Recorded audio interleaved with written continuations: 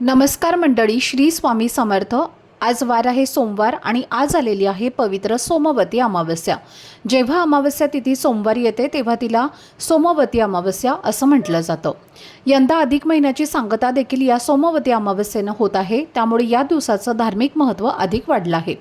ज्योतिषशास्त्रानुसार आजचा दिवस अतिशय शुभ मानला जातो।